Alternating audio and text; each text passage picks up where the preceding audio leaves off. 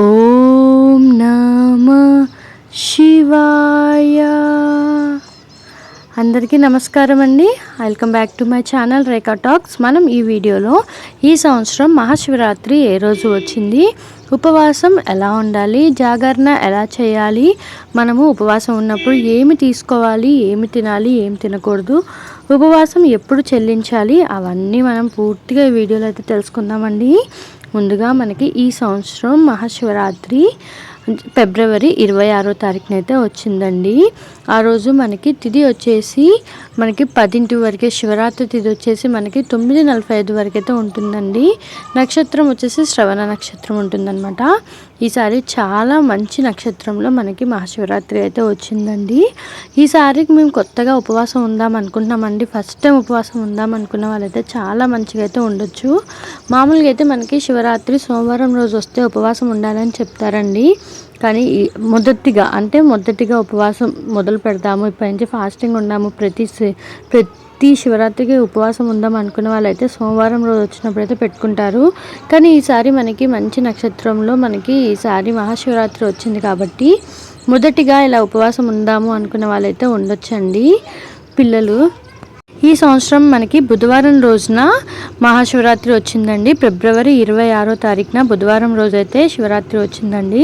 ఆ రోజు మనం పూజ చేసుకునే విధానం అండి. ఇంట్లో శివలింగం ఉన్న వాళ్ళైతే ఖచ్చితంగా స్వామివారికి అభిషేకం అనేది చేసుకోండి. ఆ రోజు పాలు, పెరుగు, తేనె, నెయ్యి, చక్కెరతో చేయండి.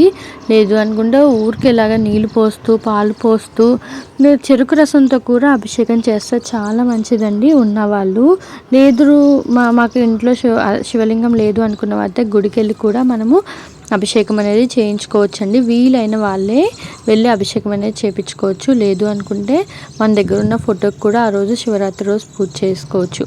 ఉపవాసం దీక్ష అండి ఎలా ఉండాలంటే పొద్దున సూర్యోదయానికి ముందు నుంచే మనం స్నానం చేసి పూజ చేసుకొని ఇంక అప్పటి నుంచి ఉపవాసం అనేది ఉండొచ్చండి. అప్పటి నుంచే స్టార్ట్ చేయాలి. ఆ రోజు ఉపవాసం చేసేవాళ్ళు నీళ్ళు తాగరు, ఏమి తాగకుండా, ఫ్రూట్స్ కూడా ఏమి తినకుండా ఆ రోజు సాయంత్రం దాకా సూర్యాస్తమి వరకు అయితే ఉంటారండి. ముఖ్యంగా ఉప్పు అనేది తీసుకోకూడదండి. ఆ రోజు ఉప్పు లేని వస్తువు తీసుకొని మనకి ఉపవాసం అనేది ఉంటారనమాట. ఇంకా కొంతమంది ఏంటంటే ఉండలేని వాళ్ళైతే మనకి మజ్జిగ కానీ లేకపోతే కొబ్బరి నీళ్ళు, చెరుకు రసం తీసుకొని ఆ రోజంతా ఉపవాసం అనేది ఉంటారండి. లేదు అనుకున్న వాళ్ళైతే ఒక్క పూట భోజనం చేసి కూడా ఉపవాసం ఉంటారు. ఉపవాసం అంటే ముందుగా శివుడికి దగ్గరలో ఉండడమేనండి. ఆ రోజంతా మనము శివరాత్రి రోజు శివుని తలుచుకుంటూ పూజ అనేది చేసుకోవాలన్నమాట. ఏ గుడికి వెళ్ళినా, ఏ ఆలయాలకు వెళ్ళినా, ఎక్కడికి వెళ్ళినా శివరాత్రికి అయితే చాలా పెద్ద క్యూ ఉంటుందండి. గుడికి మనం ఎంత పొద్దున్న వెళ్ళినా జనాలు అయితే చాలా మంది ఉంటారు.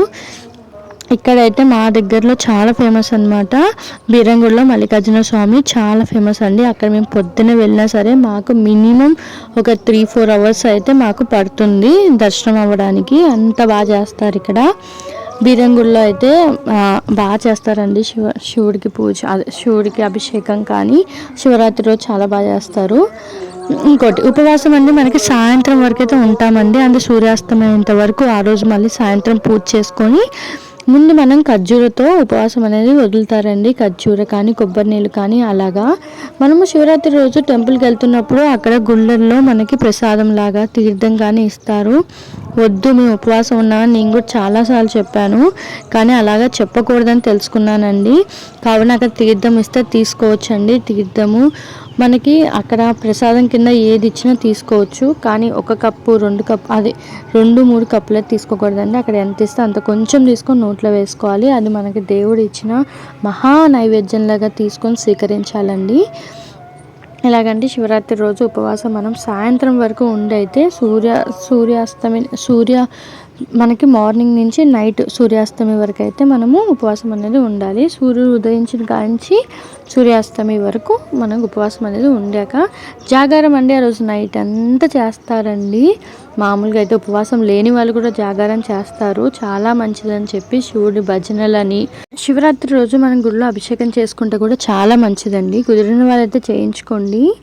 ఇదండి ఈ సంవత్సరం మనకి శివరాత్రి ఏ రోజు వచ్చింది, ఉపవాసం ఎలా ఉండాలి. ముందు ఉపవాసం తీర్చేటప్పుడు కొబ్బరి నీళ్ళు కానీ ఖర్జూరంతో కానీ ఎండిదైనా సరే మామూలు డేట్స్తో అయినా సరే ఉపవాసం అనేది తీర్చొచ్చండి. తీర్చిన తర్వాత కూడా చాలామంది అన్నం తినరు, టిఫిన్స్ కూడా తినరు, ఓన్లీ ఫ్రూట్సే తింటారండి. ఆ రోజు అంతా సాయంత్రం దాకా ఉపవాసం ఉండి సాయంత్రం కూడా ఫ్రూట్సే తింటారనమాట. ఫ్రూట్స్లో అండి మనం తినాల్సింది ఏంటంటే చిలకడ దుంపలండి, స్వీట్ పొటాటో తింటే చాలా మంచిది. కొంచెం తిన్నా సరే మనకి హెవీగా అనిపిస్తుంది. దాంట్లో గ్రేప్స్, వాటర్ మిలాన్, ఇలాగ డేట్స్ ఇవి ఎక్కువగా తీసుకోవచ్చండి ఆ రోజు ఈవినింగ్ టైంలో అనమాట. అంటే మనకి ఉపవాసం వదిలేసిన తర్వాత ఇవి తీసుకోవచ్చు. కొంచెం మజ్జిగ కూడా తాగాలండి. ఇలా అండి మనకి తెల్లారి ఉపవాసం తెల్లారి ఏం చేస్తారంటే పొద్దున్నే లేచి పూజ చేసుకొని టిఫిన్ చేస్తారు. నెక్స్ట్ మనము ఆఫ్టర్నూనే లంచ్ అనేది చేస్తారనమాట. ఆఫ్టర్నూనే పడుకోవాలండి. అంటే ఆ రోజు ఉపవాసం ఉన్న వాళ్ళైతే పడుకోకూడదు, ఆ రోజు మొత్తం పడుకోకూడదండి. మధ్యాహ్నము కొంచెం నిద్ర వస్తుంది, ఒక స్లీప్ వేస్తాను, ఒక స్నాప్ వేస్తాను అని కాకుండా పడుకోకుండా మనమైతే దేవుణ్ణి తలుచుకుంటూ ఓం నమ శివాయ శివాయ నమః అలా అనుకుంటూ స్వామివారిని మనం తలుచుకుంటూ ఆ రోజు అంతా మనం పూజ అనేది చేసుకుంటే చాలా మంచిదండి. ఇంకోటి శివరాత్రి రోజు కూడా చాలామంది చెప్తున్నారు సిల్వర్ది కొనుక్కున్నా, సిల్వర్ది గిఫ్ట్ ఇచ్చిన మన హస్బెండ్ మనకి, అంటే మనమే కొనుక్కుంటాంలేండి, అలాంటి పట్టి కానీ రింగ్ కానీ బ్రాస్లెట్ కానీ అలాగ శివరాత్రి రోజు ఇస్తే చాలా మంచిది అంటున్నారండి. ఈసారి మాత్రం ఫస్ట్ టైం నేను కూడా వింటున్నాను. చాలా ఇన్స్టాగ్రామ్లో చాలా సోషల్ మీడియాలో అయితే విన్నానండి. చూద్దాం, ట్రై చేయండి మీరు కూడా. కుదిరితే సిల్వర్ది కొనుక్కోవడానికి కుదిరిన వాళ్ళేనండి, అందరం చెప్పట్లేదు.